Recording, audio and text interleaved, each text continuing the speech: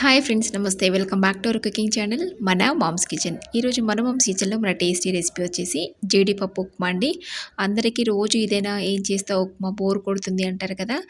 అలా కాకుండా మళ్ళీ మళ్ళీ అడిగి మరీ చేయించుకుని తినేలా టేస్టీగా ఎలా ప్రిపేర్ చేయాలో ఈ వీడియోలో చూద్దాం.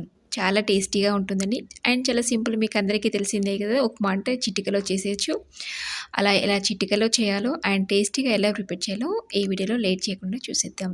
కొత్తగా నా ఛానల్ చూస్తున్న వాళ్ళు లైక్ చేయండి, సబ్స్క్రైబ్ చేసుకోవడం మర్చిపోద్దు. ముందుగా దీనికోసం నేను ఇక్కడ స్టవ్ ఆన్ చేసి కడాయి పెట్టుకున్నాండి. కడాయి వేడిన తర్వాత ఒక 1 టేబుల్ స్పూన్ దాకా ఆయిల్ వేసి ఒక 1 కప్ దాకా బొంబాయి రవ్వ తీసుకోవాలి.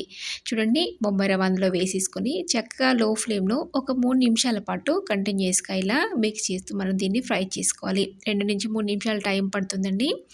రవ్వ మనకి ఎంత బాగా వేగితే తినేటప్పుడు అంత టేస్టీగా ఉంటుంది. ఇలా విడివిడిగా వచ్చేస్తుంది. చూడండి, చక్కగా వేగిపోయింది కదా. ఇప్పుడు ఇదంతా కూడా ఒక ప్లేట్లోకి తీసేసుకొని అదే కడాయిలో ఒక 3 టేబుల్ స్పూన్ దాకా ఆయిల్ వేసుకోవాలి. ఆయిల్ కొంచెం వేడిన తర్వాత ఒక 1/2 టేబుల్ స్పూన్ దాకా పచ్చిశనగపప్పు, అలాగే మినపప్పు, కొద్దిగా ఆవాలు, జీలకర్ర వేసేసుకోవాలి. చూడండి, వీటన్నిటిని కొద్దిగా మనం ఫ్రై చేసుకోవాలి. మరీ ఎక్కువ ఫ్రై చేసామంటే మాడిపోతుంది. ఇప్పుడు దీంట్లోకి సన్నగా తరిగిన అల్లం ముక్కలు వేసేసుకోవాలండి. ఇప్పుడు ఈ అల్లం ముక్కలు కూడా లైట్గా ఫ్రై చేయాలి.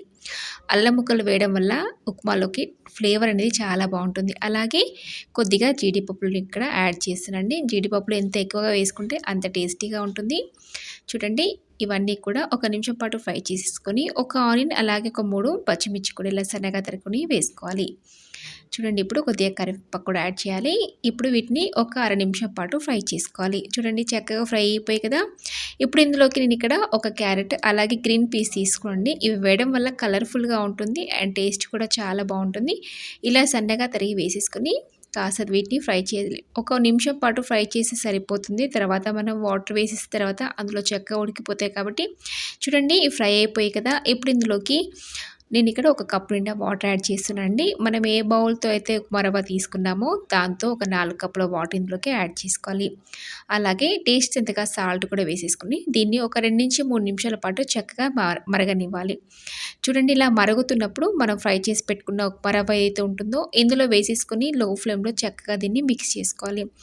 ఏ మాత్రం ఉండలు కట్టకుండా మనం కంటిన్యూస్గా మిక్స్ చేసామంటే ఉండలు కట్టకుండా చక్కగా విడివిడిగా వచ్చేస్తుంది. ఒకసారి అంతా కూడా మిక్స్ చేసేసుకొని మూత పెట్టుకొని ఒక నిమిషం పాటు లో ఫ్లేమ్లో కుక్ చేసుకోవాలి. ఇలా కుక్ చేయడం వల్ల చక్కగా కుక్ అయిపోతుంది. చూడండి, ఒక నిమిషం పాటు ఇలా మూత పెట్టి ఉడికించుకోవడం వల్ల ఉప్మా అనేది చక్కగా ఉడికిపోయి ఉంటుంది. చూడండి, చక్కగా విడివిడిగా వచ్చేసింది కదా. అంతా కూడా ఏ మాత్రం అంటుకోకుండా కలర్ఫుల్గా క్యారెట్ అలాగే గ్రీన్ పీస్ యాడ్ చేయడం వల్ల చాలా కలర్ఫుల్గా కనిపిస్తుంది అండ్ తినేటప్పుడు కూడా అంతే టేస్టీగా ఉంటుంది. చూడండి, మన ఉప్మా అనేది చక్కగా ఉడికిపోయింది.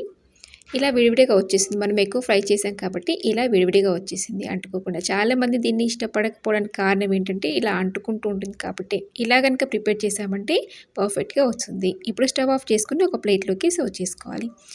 చూసారు కదా ఫ్రెండ్స్, ఎంతో టేస్టీ జీడిపప్పు ఉప్మా చాలా సింపుల్గా రెడీ చేసుకున్నాం. చాలా కలర్ఫుల్గా కనిపిస్తుంది కదా అండ్ టేస్ట్ కూడా అంతే బాగుంటుంది. డెఫినెట్గా మీరు కూడా ఈసారి ఇదే ప్రాసెస్లో ట్రై చేసి చూడండి, చాలా బాగా నచ్చుతుంది.